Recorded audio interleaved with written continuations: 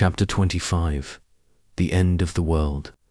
If your definition of mind and life means having a physical form that can move like you and I, the answer is no. But if mind and life here means self-awareness, thoughts, the ability to communicate and interact with other thoughts, then she certainly does, he answered. Then I can converse with her, I asked.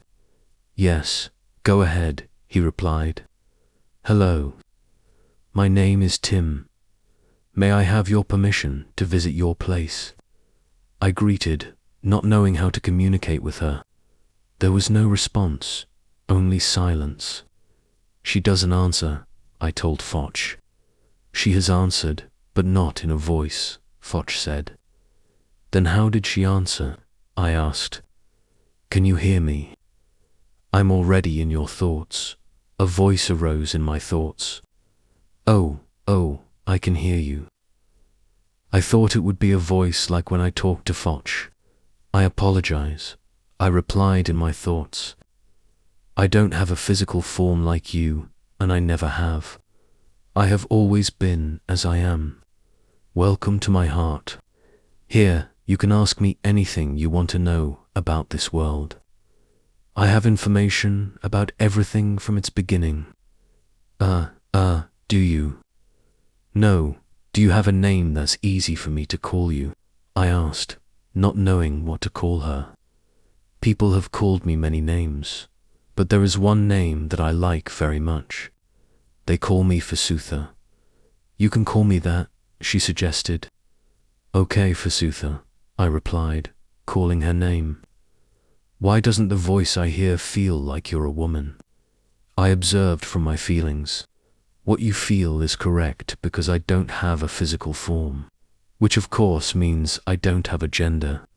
But in the past, when people began to know my being, they defined my being as a mother because everything in me is about giving birth, nurturing, protecting, and providing coolness, abundance, and completeness to everything. These feelings are similar to what they are familiar with, which is motherhood, she explained. I understand. I rarely converse with anyone. I am very pleased to converse with you. I feel good and excited to have such close interaction. In the past, I didn't converse with anyone because no one ever came to converse with me, she said. Really? Never conversed with anyone? You must be very lonely, I asked. If you mean conversing like this is the first time since I came into being because no one has ever been this close to me. But if you mean communicating with various forms by sending feelings to everyone, including God, to tell them about the painful situation I am experiencing, then I communicate regularly. But whether anyone responds depends on how much attention they pay. Most of the time, only God and the higher dimensional beings respond. Humans like you only respond once every 1,000 or 2,000 years, she answered. What kind of painful situation are you experiencing? Can you tell me about it? I offered. Everything on earth is part of me, including you. Therefore, oppression, destruction, manipulation, violation, neglect, and lack of care are all activities that cause me pain.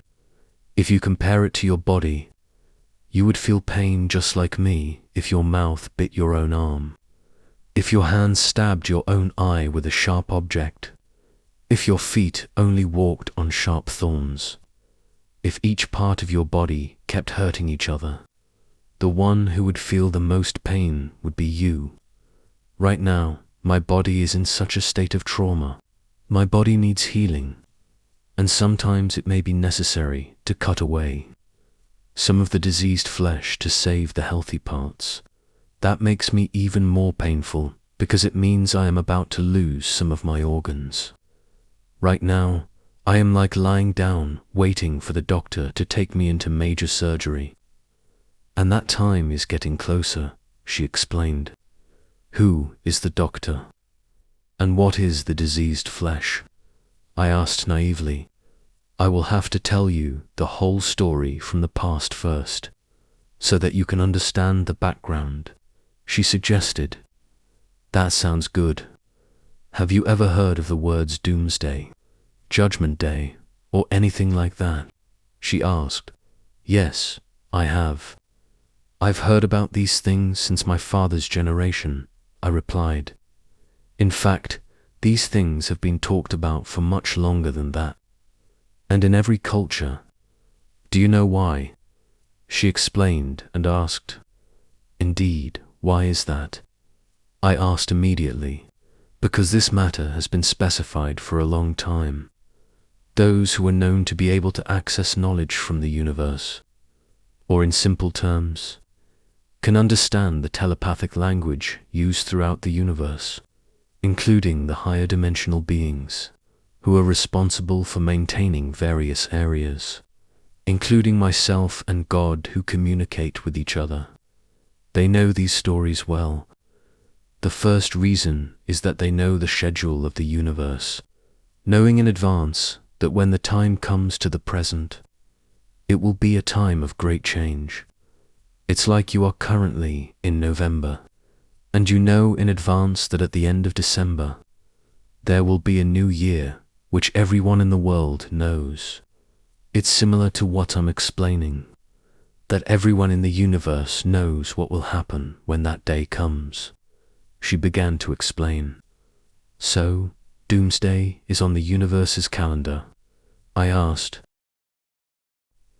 Yes, but the meaning of the word doomsday may not be entirely accurate. This is because when it is passed down and communicated over a long period of time, some information may be lost, especially with humans who tend to be interested only in things that affect them personally. So, stories of disasters are particularly emphasized, she explained. Then what is the true meaning of the word doomsday? I asked. If I say that December 31st is the last day of the year, how would you understand it? She asked. It doesn't seem to be anything. When the year ends, a new year begins, I replied. Correct. As you said, it's nothing. In my meaning, it's the end of a very large cycle of time, and it makes everyone expect that when this schedule arrives, we, throughout the universe, will all come together to make new and better things. Anything that is bad, that is an accumulated problem, we will take the opportunity to clear it all away to be worthy of entering this new cycle. In fact, it's no different from you humans who, when the new year comes, intend to change yourselves, intend to clear away old things, change into new clothes, or intend to do new and better things, she elaborated. Then doomsday has nothing to do with disasters, and our world won't be destroyed either, right? I asked. You could say it's related, and you could say it's not. Higher dimensional beings know well how it's related and how it's not. But what's certain is that the world will not be destroyed, because that would mean my death as well. Vasutha answered. I don't think your answer helps much, I subtly mocked. Be patient, I'm about to explain. Besides knowing that this time is the time of the end, of a large cycle to step into a new cycle, higher dimensional beings throughout the universe also know what the old problems are that need to be cleared away, what the new things are that are about to happen. They know because they communicate with each other all the time. And this is the second reason. Because the world, which means myself, is the problem that needs to be cleared away. And all of them, including you, are the doctors I am waiting for, she explained. Does it involve me too? I asked immediately. It involves you directly because everyone is waiting for a signal from you. Vasutha answered. There must be some mistake. Waiting for me, someone who knows nothing about anything. I protested,